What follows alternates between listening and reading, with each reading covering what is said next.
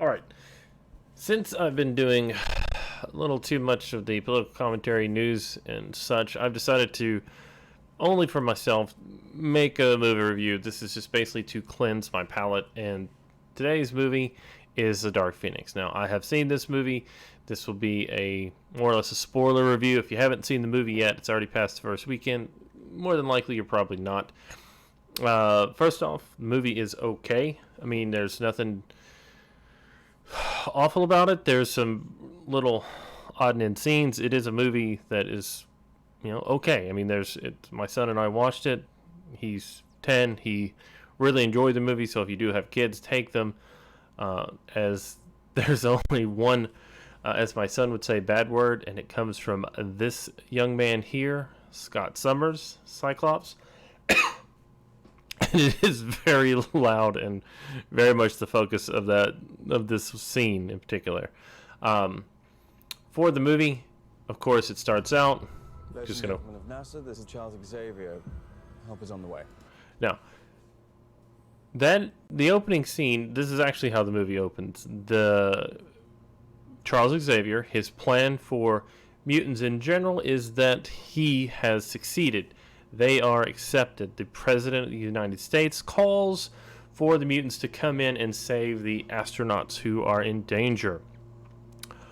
This is the world Charles has hoped for. This is the world that all the other X-Men movies, all the other content out there is always striving for mutants, for these people to be accepted, to be integrated, not to be hunted, not to be attacked.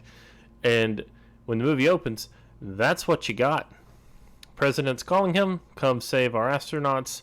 They deploy the X-Men. There's some news stuff in the movie background in there showing that the X-Men are great. They're helping. They're doing all these things, and that leads.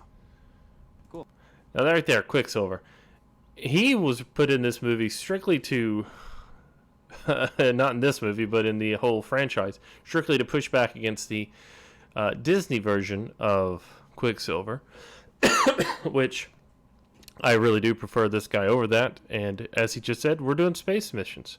Again, this is how the movie opens. Cool. We get the astronauts, we bring them home. Go. Now, we're going to back this up just a second. Now, in this one, you're seeing a later scene where he takes Jean Grey. Hull initially is not him and Jean Grey. This is actually two guys. Sorry, we literally. I just saw the movie a little while ago. So, in this, Nightcrawler's going over, saving them with the help of Quicksilver. Doesn't get everyone. The first shot, which is when Jean Grey goes back. We gotta get out of here.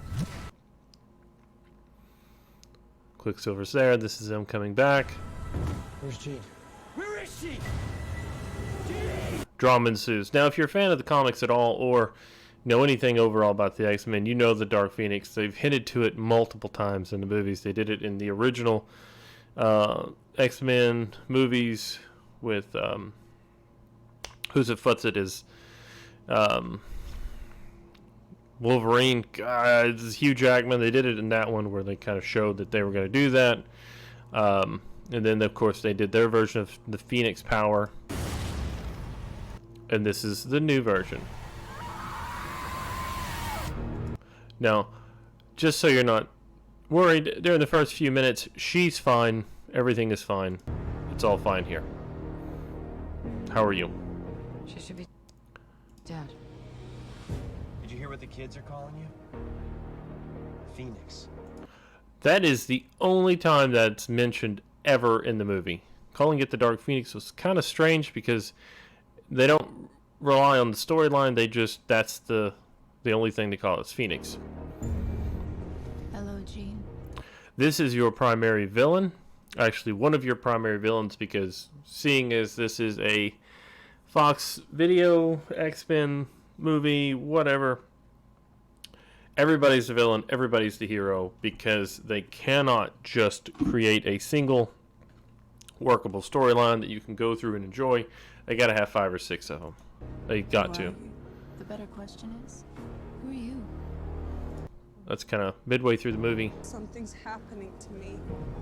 I don't remember seeing that in the movie at all. When I lose control, bad things happen. Yeah, this whole scene, that right there, is just the Dark Phoenix does bad things to motivate Magneto. This, my friends, is Geonosis, the mutant homeland sponsored by Magneto. As a fan of the comics from way back when, yeah, it's a hippie commune of old train cars, uncut grass, a pond, and I'm assuming that's supposed to be a seed of some kind. Anyway, she comes out, wreaks havoc for no apparent reason, and almost It kills Magneto. feels good. That power destroyed everything it ever came into contact with.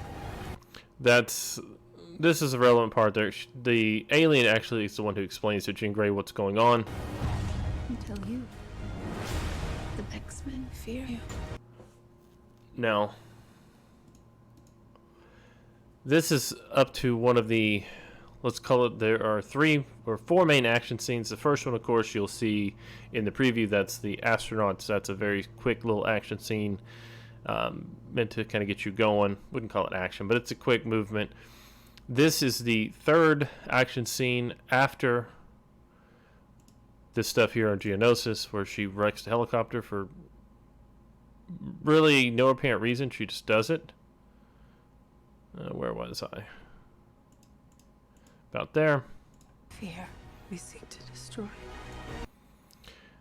This is the Jennifer Lawrence ending in this movie. Spoilers, that's all this is a spoiler review telling you what's going on. Yeah, J-Law doesn't make it out. You can see they've kind of cut back her makeup. I'm assuming she just didn't want to wear makeup through the whole thing, because anytime you see her, she's either herself, the non-mutant looking version, or she's this. And remember, she's not Mystique, she is Raven now. Very confusing to me, but like I said, this is the way they're going. This is the final of the movies. And they show the end of Raven right there. That's all it was.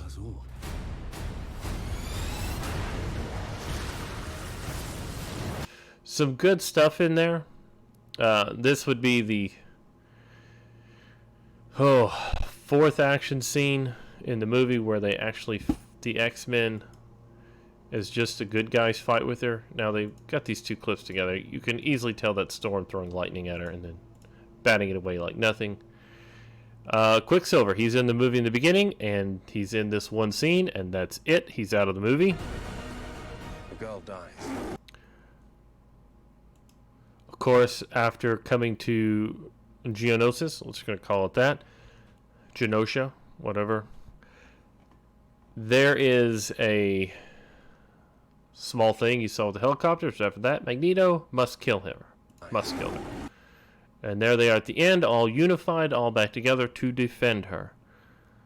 The weirdest part about this movie is at the beginning of the whole thing, the mutants are accepted, they're heroes, the president, the governments of the world are using them, and there's the cutscene from the some of the other clips where you actually see Raven saying they should be X-women for the number of times we have to save you all. Now, that coming after the first scene where the Quicksilver and Nightcrawler save everyone, miss one person. Nightcrawler goes back to save that one person, takes Jean to hold the shuttle together. Jean gets left behind. Cyclops is the one who initiated the saving by stopping the rotation. Beast is flying, and J-Law just stands there. It's just such a weird thing that there were only a handful of people in the theater when I saw it, and some of the people were just laughing when she said that. Like, that was very strange, very odd. She's not Jean anymore. Nightcrawler goes off, although that scene there at the end of the movie is a really good action scene. You see Nightcrawler just going nuts. Are you threatening me? That's right.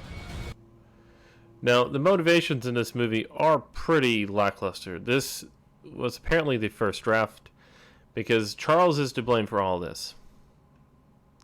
That's kind of how the movie goes. It's his fault. All of this happened.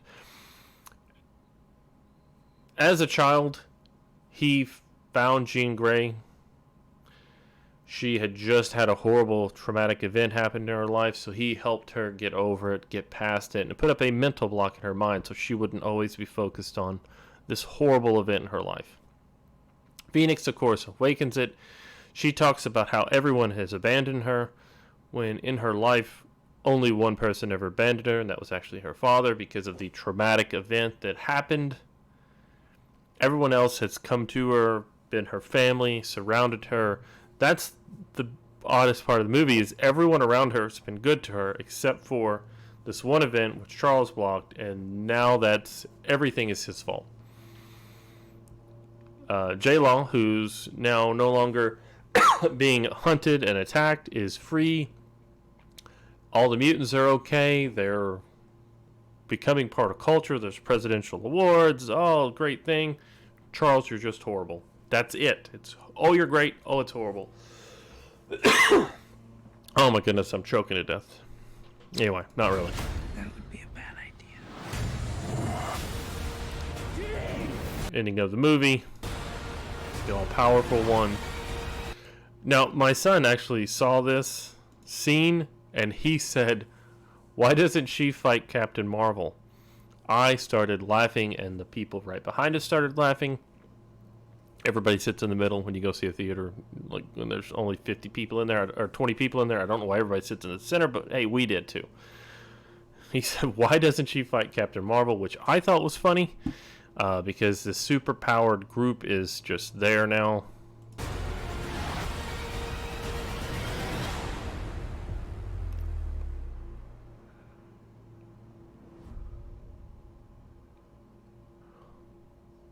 Yeah, I don't think it's going to do that well because it's honestly not advertised well enough. It's okay. It's a popcorn show. Go to a matinee if you can. Quicksilver is not really in it. Your main people in the movie are Nightcrawler, Magneto, Beast, and of course her. Yeah, these two, this is Magneto's group here, and you put Beast in there because after bad things happen, he goes after.